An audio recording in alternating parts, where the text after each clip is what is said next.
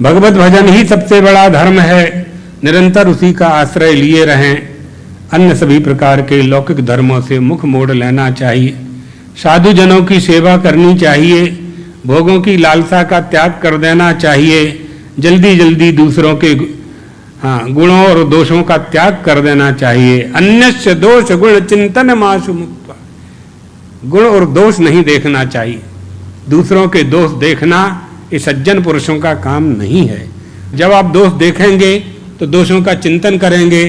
दोषों का चिंतन करते करते जिसका आप चिंतन कर रहे हैं वो दोष आपके अंदर आने लगेंगे। इसलिए कौन क्या कर रहा है इससे कोई प्रयोजन मनुष्य को नहीं रखना चाहिए। हम क्या कर रहे हैं वो हमें देखना है। हमें क्या करना चाहिए था ये हमें चिंतन करना है।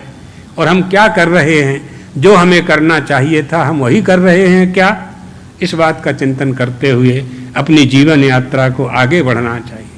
हमें आगे उन्नति करना चाहिए। 8वीं का विद्यार्थी जैसे 9वीं कक्षा में जाना चाहता है, 10वीं क्लास का विद्यार्थी 11वीं क्लास में जाना चाहता है, इसी तरह से हमें अपनी उन्नति करना चाहिए। पशु पक्षी मृग मछली मेंढक सबसे ऊपर उठ करके हमें मनुष्य का शरीर मिला। मनुष्य का शरीर प्राप्त होने पर अब हमारा प्रमोशन क्या है, हमारी उन्नति क्या है, हमारा क्या प्रमोशन होना चाहिए। क्योंकि मनुष्य से बड़ा कोई शरीर नहीं है। दुर्लभो मानुषो, ये मनुष्य का शरीर बहुत दुर्लभ है। सबसे श्रेष्ठ उत्तम देह प्राप्त हो गई है।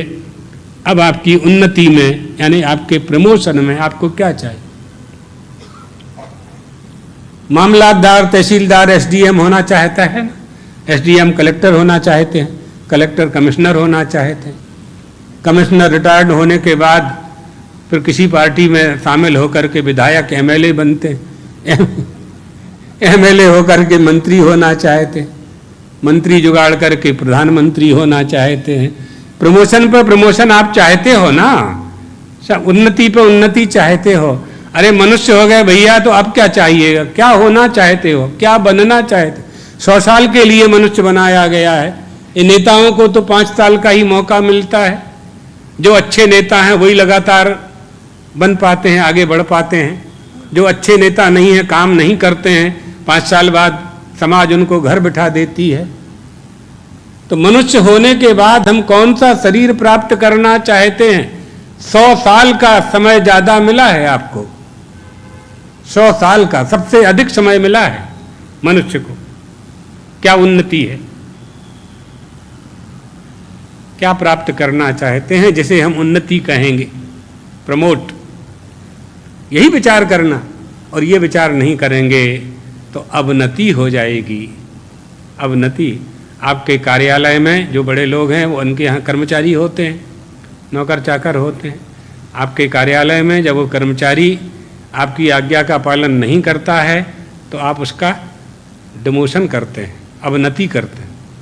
और नहीं मानता, 3 बार नहीं मानता तो आप उसको निकाल देते हैं। मनुष्य होने का धर्म का पालन यदि हमने नहीं किया, आप समझ लीजिए कि आपका क्या होगा। मनुष्य का देह मोक्ष की प्राप्ति को प्राप्त हुआ है। अगर मोक्ष प्राप्त नहीं कर पाए तो कम से कम इतना तो रहो, आपका जो ये मानव देह है ये सुरक्षित रहे। माने दूसरी बार भी पुनर्जन्म हो तो मनुष्य का ही शरीर मिल जाए, अच्छे माता पिता मिल जाए। इतना तो कर ही सकते हो। इतना भी नहीं करोगे तो फिर पतन हो जाएगा। तूर्णम यतेत न पतेत धनु मृत्यु यावन, वेदव्यास जी कहते हैं भागवत में ही, अरे मनुष्यों शीघ्रता पूर्वक प्रयत्न कर लो, ये शरीर गिरे, इसका पतन हो उसके पहले ही उसके उत्थान का प्रयास कर लो। ये उपदेश, ये भागवत है।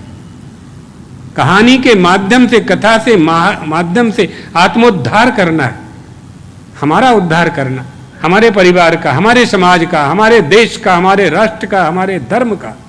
अगर ये नहीं किया तो हमारा जीवन तो पशुओं जैसा ही हो जाए, पशुवत जीवन हो जाएगा।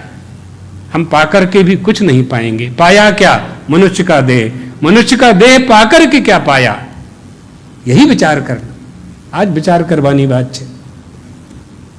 ये बहुत गंभीर विचार है, इसका चिंतन करना चाहिए।